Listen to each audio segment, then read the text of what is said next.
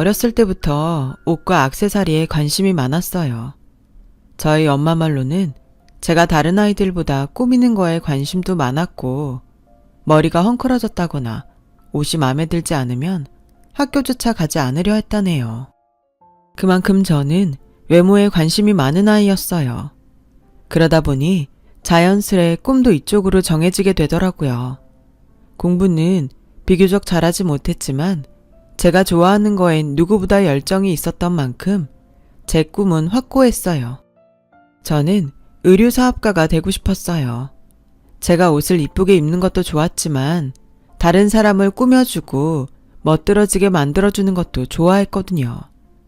제가 판매하는 옷들을 입고 사람들이 기쁘게 입고 하루를 활기차게 시작할 수 있다면 그것만한 보람이 없다고 생각했어요. 그래서 어렸을 때는 하나뿐인 여동생에게 옷을 입히며 놀았습니다. 나는 꼭 패션으로 성공할 거야 라는 말을 밥 먹듯이 하곤 했다네요. 그 말이 지겨웠는지 제 동생이 어느 날 언니 그 말 좀 그만해 귀 따가워 죽겠어 라는 말을 할 정도로요. 지금 생각하면 웃을 얘기지만 저는 동생 옷 입힌다면서 옷엔 관심도 없고 오로지 공부만 좋아하는 동생을 억지로 끌고 와 화장해주고 꾸며주며 대리만족을 하곤 했어요. 그렇게 옷에 관심이 많던 전 성인이 되고 난 후엔 아르바이트로 돈을 열심히 모아서 조그마한 쇼핑몰 창업을 시작했어요. 당연히 위험부담이 있는 길이고 다른 친구들과는 다른 길이었지만 하고 싶은 건 꼭 해야겠단 주의고 고집도 워낙 강해 엄마도 아빠도 저를 말리시지 못했어요. 유리야, 사업이라는 게 쉬운 게 아니야. 네가 책임져야 할 위험도 크고 직원들 월급도 줘야 하는데 사업을 시작하기엔 네 나이가 너무 어리지 않겠니? 엄마는 네가 그냥 다른 아이들처럼 평범하게 대학 다니고 취직했으면 좋겠는데. 엄마, 알잖아. 이게 내 꿈인 거. 나 누구보다 잘할 수 있어. 믿어줘. 참고로 저는 사업을 시작할 때 그 누구의 지원도 받지 않았어요. 오로지 제가 모은 돈으로 시작했어요. 제 패기와 열정, 의지만 믿고 시작한 사업이었죠. 하지만 보기 좋게 망했어요. 제가 차린 쇼핑몰이 딱히 특색이 있는 것도 아니었고 가격이 저렴한 것도 아니었기에 이도 저도 아닌 제 쇼핑몰은 쇼핑몰의 홍수 같은 곳에서 사라지고 말았죠. 유리야, 너무 상심하지 말고 이제는 취업해서 남들처럼 평범하게 살아라. 넌 뭐든 잘할 수 있을 거야. 알겠어. 엄마는 사업 실패로 쓰라린 고통을 안고 있는 제게 이제는 그만 포기할 때도 됐다며 저를 어르고 달랬어요. 저도 당시엔 이제 모든 걸 인정하고 내려와야 될 때라는 걸 알았기에 그래야만 했죠. 하지만 막상 또 포기하려니 사람 마음이 쉽게 움직여지질 않더라고요. 결국은 SNS로 액세서리를 팔기 시작했고 액세서리는 제가 직접 손수 동대문 시장에서 재료를 떼와 일일이 만들었습니다. 다행히 이번의 시도는 괜찮았어요. 많은 수입을 창출한 건 아니지만 나름대로 스스로를 자랑스러워할 만한 결과였기에 자부심도 올라가고 자존심도 되찾았죠. 잘 될 줄 알았어, 유리야. 그렇게 열심히 살더니 해냈구나. 가족들도 친구들도 모두 제 성공을 축하해 주었고 늘 기죽어 있다 부모님 앞에 당당할 수 있어 그것만으로도 너무 행복했어요. 그러던 중 만나게 된 것이 바로 지금의 남편이었어요.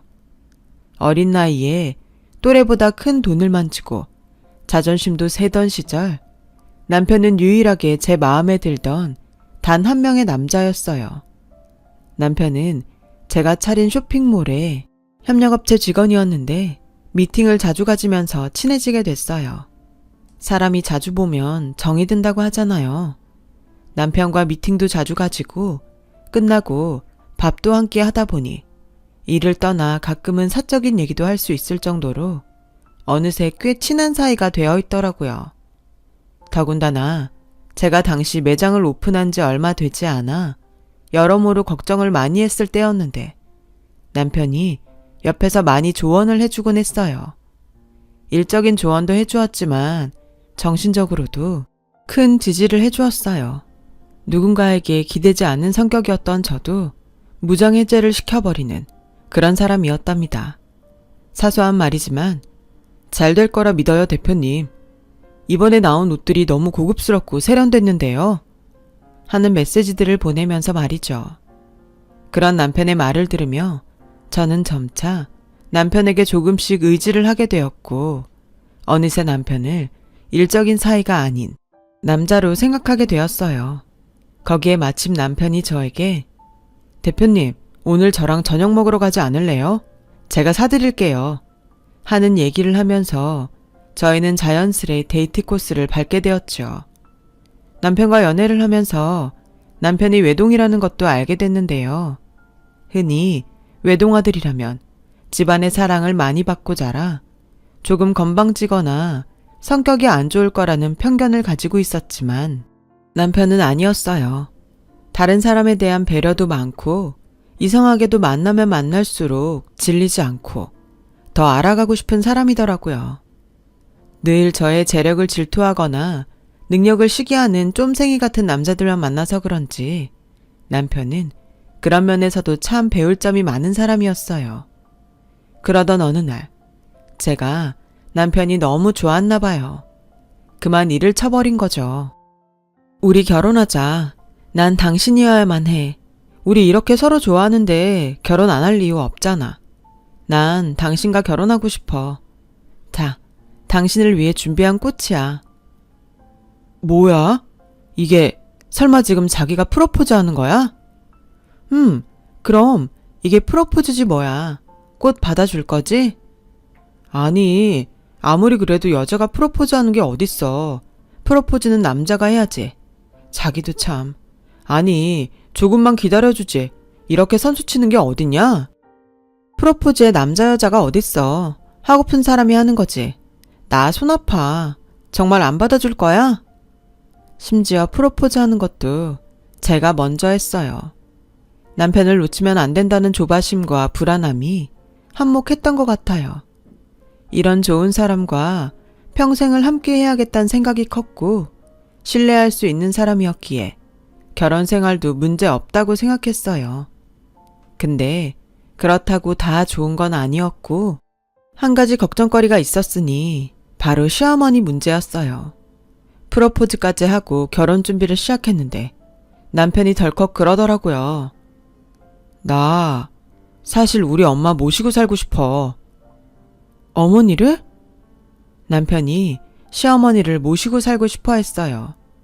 시아버지를 떠나보내고 홀로 계신 시어머니가 우울증 증세가 있다면서 많이 걱정했거든요.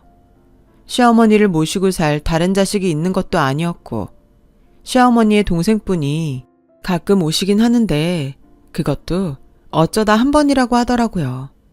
그래서 저도 이 문제를 어찌해야 할지 저는 고민에 또 고민을 거듭하게 되었어요. 당신에게 강요하고 싶지 않아. 나는 우리끼리 단란하게 결혼 생활을 시작하는 것도 좋아. 그러니 부담 갖지 말고 결정해줘. 나도 사실 많이 생각해봤는데 솔직히 말해서 같이 사는 건 내 입장에선 좀 부담스러워. 그래서 말인데 어머님과 가까운 집으로 신혼집을 잡아 자주 왕래하는 건 어떨까? 알겠어. 그것도 괜찮아. 제가 제안한 건 바로 어머니 집 근처에 신혼집을 마련하는 거였어요.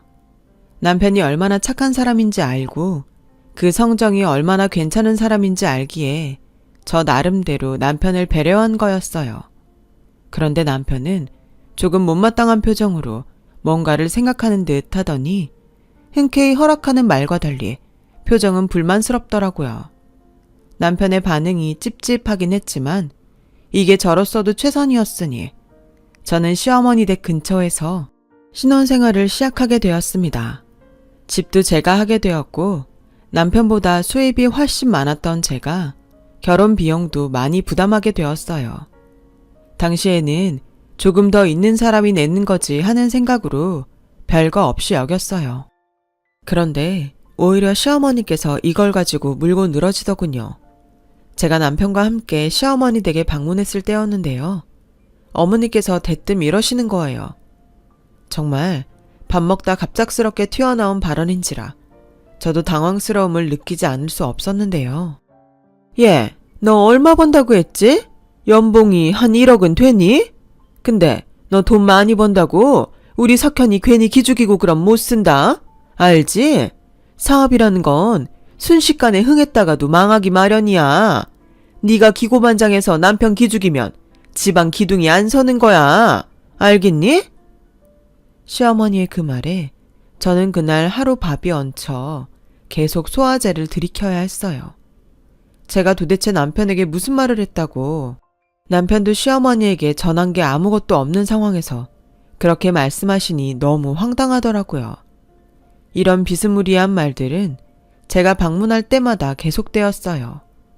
계속 듣다 보니 어느 날은 저도 짜증이 나서 어머님, 저 그러지 않아요.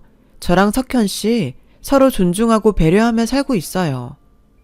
라고 했더니 들은 척도 하지 않으시더라고요. 처음엔 저에게 아가, 뭐든 시애미한테 말해라 하며 잘해주셔서 좋은 분일 거라 생각했는데 시어머니의 거슬리는 말이 한두 가지가 아니다 보니 이럴 줄 알았으면 괜히 이 근처로 왔다는 생각이 저도 모르게 들더라고요. 더군다나 남편 말론 시어머니가 우울증이라고 하셨는데 제가 보기엔 전혀 우울증이 있어 보이지 않았어요. 그저 자식에 대한 집착이 강하신 분 같았죠. 그리고 덩달아 돈에 대한 집착도 상당하셨어요. 저에게 남자 체면 살려주려면 기고만장하지 말라더니 돈 가지고 유세 떨지 말라더니 갑자기 용돈을 요구하시더라고요. 그것도 매달 300만 원의 용돈을요. 300만 원이나요? 어머니, 용돈이 왜 그렇게 많이 필요하신 건데요? 예, 너는 그걸 뭘 알려 하니? 시애미가 달라 하면 그냥 주는 거지 뭔 말이 많어. 너 그 연봉 받고 일하면서 나에게 고작 그 돈 주는 게 아깝니? 아니요, 어머님, 아까운 게 아니고요. 어머님이 이미 가지고 계신 돈도 있는데 용돈을 요구하시니까 어디에 쓰시는지 여쭤보는 거예요. 그래야 저도 마음 편히 드릴 수 있죠. 나도 친구 만나고 놀러 다니면 쓸 돈이 많지. 왜 없겠니? 아, 잔말 말고 내놔라. 나 2번 말하는 거 굉장히 싫어한다. 시어머니는 저에게 다짜고짜 300만 원을 요구하셨고 날짜까지 딱 정해주시더라고요. 이번 달 말일에는 꼭 입금해줘야 한다. 내가 괜히 이런 걸로 전화하지 않게 해라. 하면서 말이죠. 저는 남편에게 곧바로 이 문제를 놓고 대화를 시작했어요. 근데 제 편을 들어줄 줄 알았던 남편이 아, 우리 엄마가 원래 통이 커. 당신 돈 많이 버니 우리 엄마한테 그 정도는 해줄 수 있지? 하면서 대놓고 어머님 편을 들더라고요. 여보, 이건 당연한 게 아니지. 사실 우리 결혼할 때만 해도 시어머니께서 용돈 같은 거 달라 하지 않겠다고 말씀까지 하셨잖아. 휴, 사실 우리 엄마 가지고 있는 재산 없어. 집이 전부라고. 당신도 알다시피 나이 드신 분들은 우울증도 잘 걸리는데 쓸 돈도 없으면 얼마나 마음이 공허하고 힘들겠어. 얼마 전엔 엄마 집 가니까 혼자 어두운 방에서 울고 있더라고. 당신이 며느리니까 효도 좀 해줘. 부탁할게, 내가. 사실 처음에는 막무가내로 돈 달라고 말하는 시어머니에게 300만 원이나 되는 용돈을 줄 생각이 없었어요. 저도 사업이 안 될 때를 대비해 자금이 필요하고 저축도 해놔야 했으니까요. 하지만 남편이 거의 울다시피 몇 날 며칠 매달리자 어쩔 수 없이 줄 수밖에 없었어요. 신혼 초기라 이런저런 일로 불화를 일으키는 것도 싫었고요. 물론 저에게 돈 맡겨놨다는 듯 매달 말일이면 돈을 요구하는 시어머니에게 그 돈을 주는 건 억울하고 싫었지만 나중엔 시어머니도 그 고마움을 그래도 알아주실 거라 믿었습니다. 그런데 시어머니는 고마움을 알아주기는커녕 용돈의 금액을 점차 늘려가길 원했어요. 거기다 생일날 포장까지 정성스레 해간 선물에는 이런 반응을 보이셨죠. 아, 다른 집 며느리들은 용돈으로 500씩 턱턱 준다는데 솔직히 생일 선물로 명품백 선물 정도는 기대했는데 조금 실망이긴 하다. 이거 건강식품 얼마나 한다고 이런 걸 사오니? 어머님, 이 건강식품도 비싼 거예요. 아, 됐다 얘. 내가 널 데리고 무슨 말을 하니? 이런 시어머니의 말을 듣고 있다 보면 시어머니가 나를 미워하지 않고선 저럴 수가 있을까 싶었고, 시어머닌 그 정도로 돈에 관해 진상이었어요. 거기다 시어머니만 비정상이었으면 참 좋으련만. 결혼 생활 중 한 가지 문제가 더 있었으니 남편이 시댁을 너무 자주 들른다는 거였어요. 물론 처음엔 굳이 저를 끌고 가려거나 하지 않았기 때문에 제가 크게 불편할 일은 없었어요. 그런데 그 횟수가 너무 잦더라고요. 마치 자기 어머니에게 집착하는 사람 마냥 일주일에 서너 번은 시댁을 드나들더군요. 여보, 나 어머니 집 갔다 올게. 오늘도? 주말에 우리 잠깐 쇼핑몰 가기로 했잖아. 살 것들도 많은데. 아, 그랬나? 깜빡하고 있었는데. 당신이 내 옷까지 사다 줘. 당시 제가 임신을 했을 때였어요. 감사하게도 신혼여행 때 아이가 들어서서 일을 해나가며 조심조심 아이를 품고 있을 때였는데 남편은 매일같이 시어머니 댁부터 들르고 집에 오더라고요. 어쩔 때는 자고 온다고 해놓고 3일, 4일을 거기서 보낸 적도 있었어요. 덕분에 저는 밤에 혼자 눈을 감아야 했죠. 사실 결혼 10년 차도 아니고 혼인한 지 얼마 안 된 신혼부부라면 매일 껴안고 잠들고 싶고 함께 일상을 보내고 싶은 게 정상적인 마음인데 남편은 그 마음을 몰라주더군요. 내가 어머니 집 가는 게 그리 불만이야? 왜 그렇게 사사건건 시비를 걸어? 당신 지금까지 우리 신혼생활 시작한 이래로 일주일에 서너 번은 어머니 집 가서 자고 오잖아. 그럴 거면 나와 결혼은 못하러 한 거야. 내가 이런 불만 가지지 않을 거라 생각했어? 당신 어머니께서 위독하신 상황도 아니고 어떻게 임신한 날 내버려두고 매번 거길 가려 해? 그때는 저도 임신을 했을 때라 예민했었을지 모르겠어요. 그런데 무엇보다 남편의 손길이 필요하고 그리울 때 정작 남편이 시댁에 가 있고 연락도 안 되니 제 입장에선 썩 기분이 좋지 않더군요.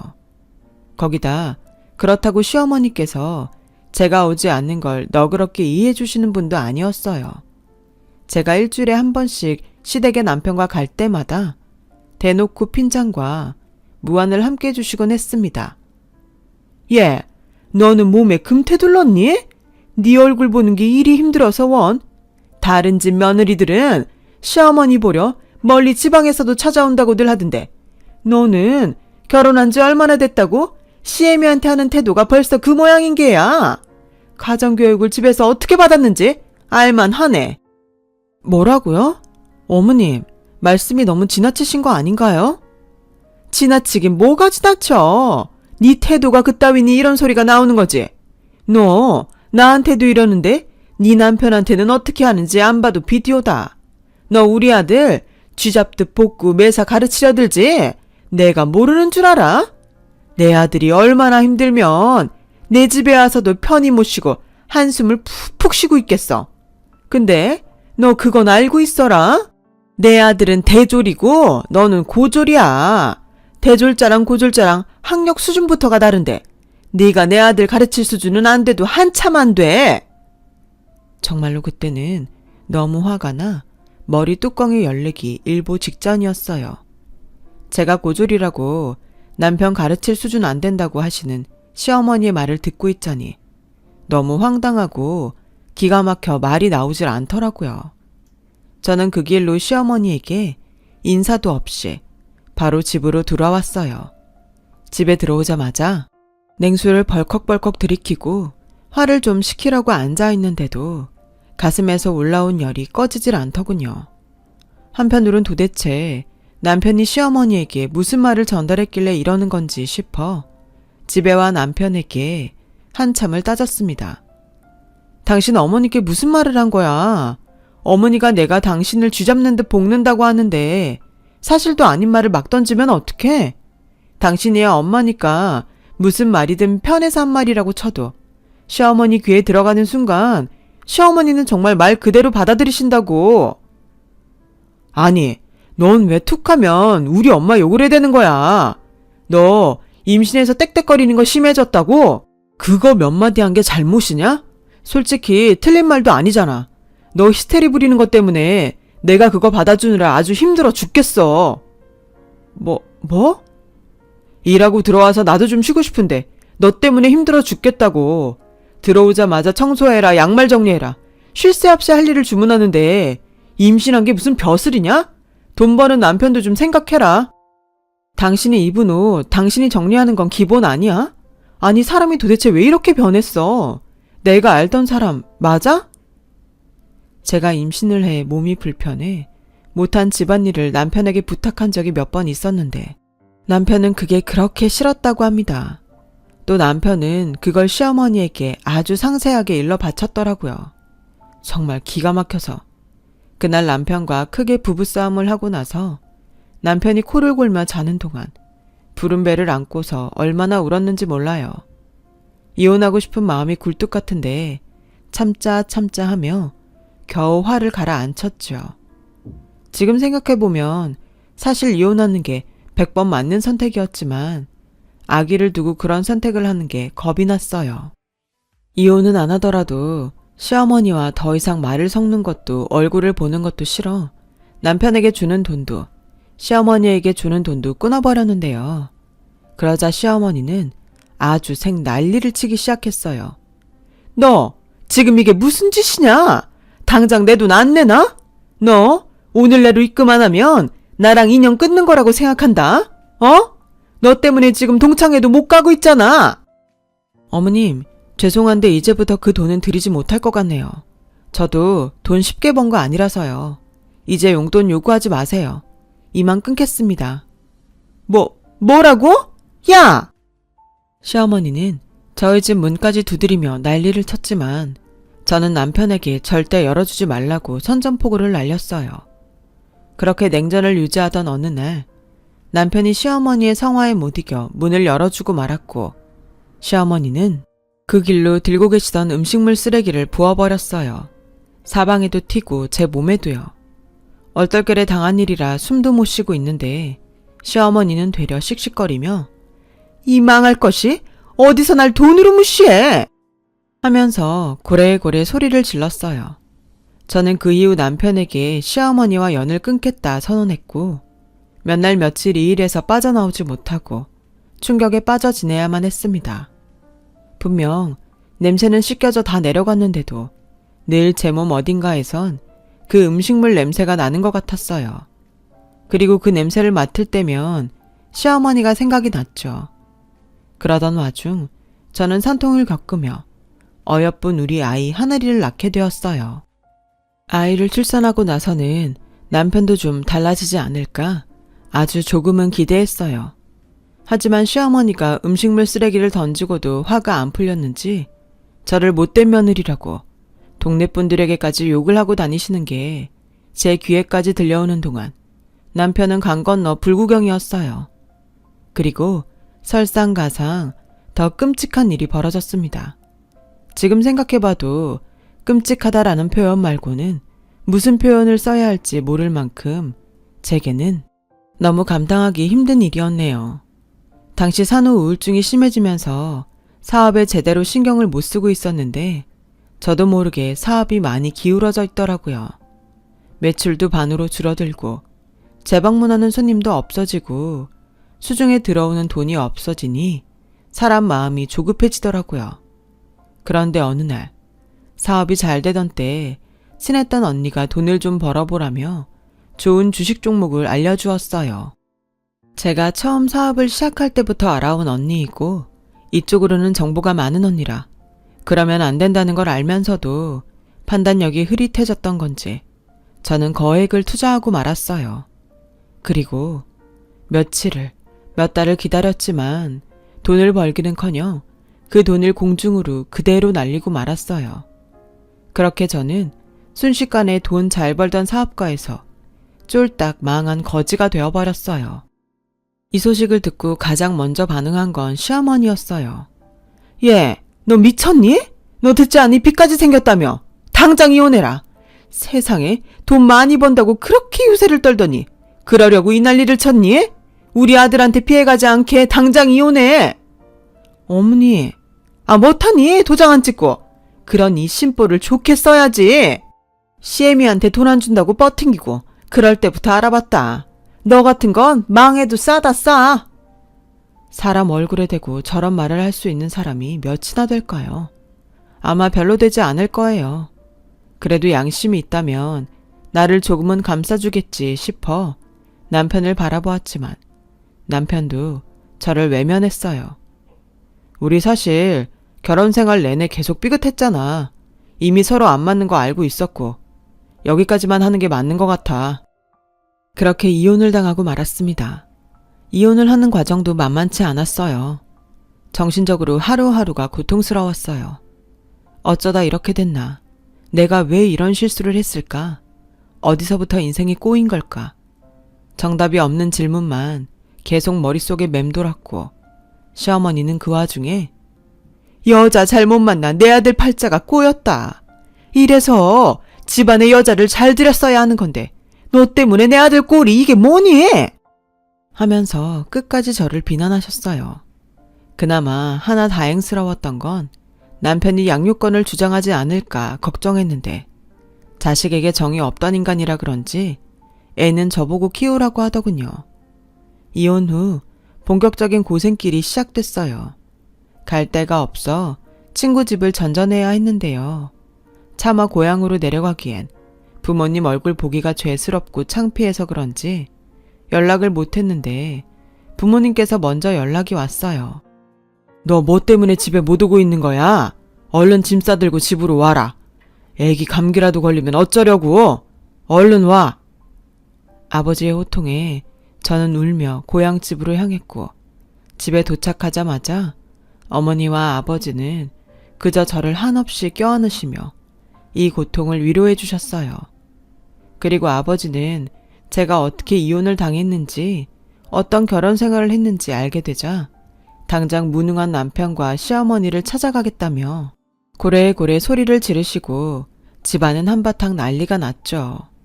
결국 아버지가 시어머니에게 전화를 해선 아니 어떻게 사람을 부려먹을 대로 다 부려먹고 도움 안 되니까 이렇게 내팽개칠 수가 있습니까? 가족이면 더더욱 그러면 안 되는 거 아닙니까? 그런 예의도 몰라요. 하고 소리를 치셨지만 시어머니는 참 이보세요. 그쪽 며느리는 저에게 처음부터 도움이 된 게 하나도 없네요. 제 아들에게도 못했고 저에게도 며느리 노릇한 적 한 번 없는 쓸모없는 애였다고요. 그런 애 걷어줬으니 오히려 그쪽에서 고마워하셔야죠. 라고 말하셨죠. 저희 아버지는 시어머니의 말에 너무 황당해하시며 당신 같은 인간과는 상종하고 싶지도 않다고 말씀하시며 전화를 끊어버렸어요. 그 뒤 저는 부모님께서 돈을 빌려주셔서 단칸방에서 아기와 함께 먹고 자고 하며 마음을 삭혀야 했어요. 그때 처음으로 그런 생각이 들더군요. 이렇게 사는 게 무슨 의미가 있나 하는 생각이요. 나쁜 생각 말이죠.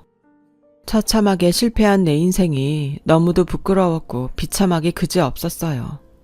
가끔 가다 전 남편의 소식을 들으면 그 사람은 떵떵거리며 사는 것 같았는데 저만 이 모양 이 꼴이었죠.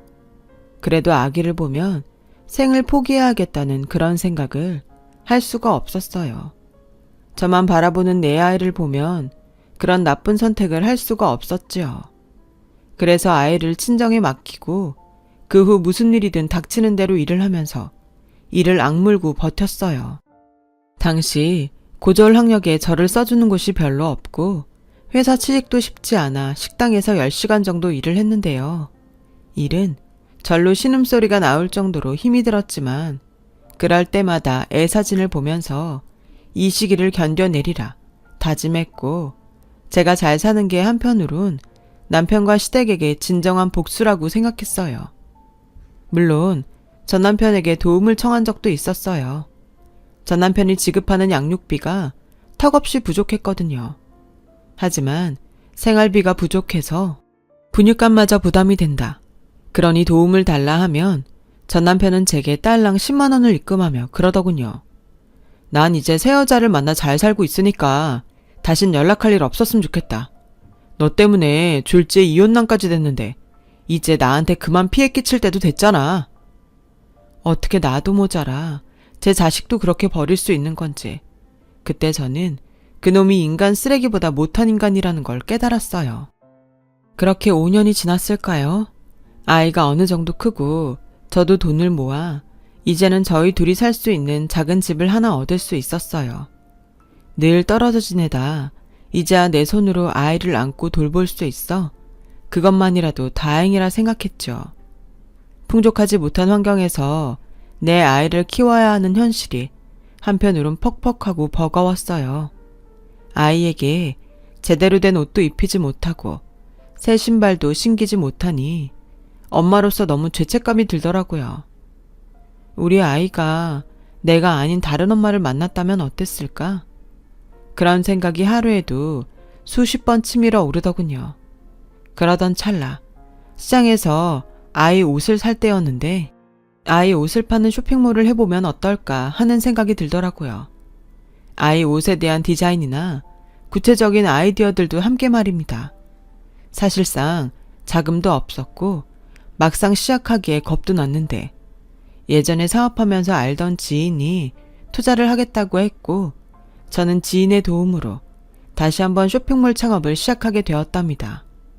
이번에는 큰 욕심이 없었어요. 일단은 우리 아이도 입을 수 있는 질이 좋은 옷을 만들겠다는 생각으로 임했습니다.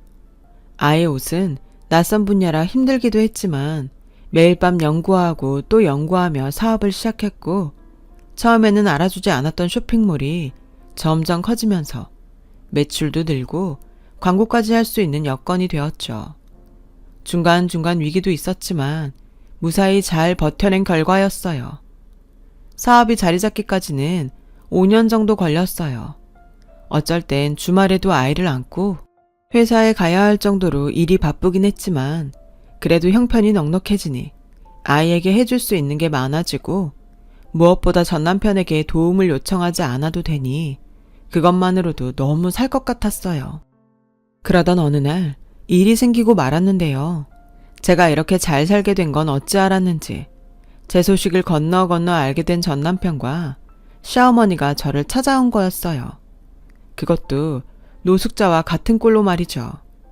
두 사람 다 몸에서 냄새가 많이 나고 있었고 시어머니는 특히 마치 아픈 사람처럼 피골이 상접해 있었어요. 시어머니는 눈물까지 흘리며 저를 보는데 일단 얘기는 해봐야 할 것 같아 마주하기도 싫었지만 근처 카페에 가 앉았어요. 여기까지 무슨 일이야? 여보, 우리 좀 살려줘. 살려달라니 그게 다짜고짜 무슨 말이야. 들어보니 두 사람 사는 꼴이 말이 아니었어요. 남편은 재혼했지만 알고 보니 그 여자가 꽃뱀이어서 남편 돈을 훔쳐 달아났고 덕분에 남편은 일용직, 시어머니는 백화점 청소부로 일을 하고 있더라고요. 미안해. 내가 경솔했어. 내가 당신한테 정말 죄를 지었어. 근데 한 번만 봐줘. 나랑 어머니 정말 지옥에 살아. 우리 어머니 암인데도 일하셔야 하고 나는 거지만도 못하게 살고 있어. 당신 예정을 생각해서 한 번만 우릴 도와주면 안 될까? SNS에서 보니까 당신 회사 유명하더라고. 꽤 성공한 것 같던데. 그냥 5천만 원 정도만 주면 어떻게든 먹고 살아가 볼게. 안 될까? 5천만 원? 그러니까 나한테 돈을 달라고 찾아온 거니? 예, 아가. 그렇게 너 내쫓고 나서 나도 후회 많이 했다. 반성 많이 했어. 근데 과거는 과거고 너랑 우리가 보통 인연이니? 한번 가족으로 엮였던 인연인데 네가 우리를 좀 봐주렴. 응? 시어머니는 제 앞에서 무릎까지 꿇으며 저에게 돈을 달라 애걸했어요. 5천만 원을 달라고 말이죠. 그 순간 시모가 용돈 300만 원을 요구했던 게 생각이 나 소름이 쫙 끼쳤어요. 어쩜 사람의 근본은 이리도 변하지 않는 건지. 저는 고개를 내저으며 시모를 밀쳤어요. 그리고 말했습니다. 어머님, 죄송하지만 전 더 이희에게도 어머님에게도 돈 줄 의무가 없어요. 제가 더 이상 두 사람 가족도 아니고요. 제가 가족이었을 땐 가족 취급도 해주지 않았으면서 이제 와서요. 그때 제가 망했을 때 좋게라도 끝냈으면 지금 도움이라도 받으셨겠죠. 근데 어머님 저에게 뭐라고 하셨나요? 망해도 싸다 하셨죠? 그런 말 하신 분이 지금 저한테 와서 감히 이 돈을 요구하세요? 미안하지만 어머님도 당신도 더 이상 얼굴 보고 싶지 않아. 그러니 다신 찾아오지 마세요. 한 번만 더 찾아오면 경찰에 신고라도 할 테니까. 여보. 저는 그렇게 저를 목청껏 부르는 남편과 눈물 흘리는 시어머니를 등진 채 주차해 놓은 제 차로 걸어갔어요. 두 사람은 여전히 카페에 앉아 고개를 푹 숙이고 있었어요. 운전석에 앉아 그런 그들의 모습을 바라보는데 참, 저들의 모습이 너무 찌질하고 불쌍해서 화도 나지 않더라고요. 그저 주는 대로 받은 그들의 업보일 뿐이라는 생각이 들었죠. 그렇게 저는 그대로 제 아이가 있는 집으로 돌아왔어요. 지금 저는 아이와 함께 아주 잘 살고 있어요. 싱글맘이긴 하지만 외롭다거나 힘들다는 생각은 들지 않아요. 제가 버티고 견뎌낸 세월이 있었기에 지금이 있는 거고 요즘은 그걸 지나온 제 자신에게 대견하다, 잘했다 같은 말들을 많이 해주고 있어요. 혹시나 지금 힘든 일을 겪고 계신 분이 있다면 언제고 끝나고 이 또한 지나갈 테니 조금만 견뎌달라는 말 드리고 싶어요. 힘내시고 모두 건강 조심하세요.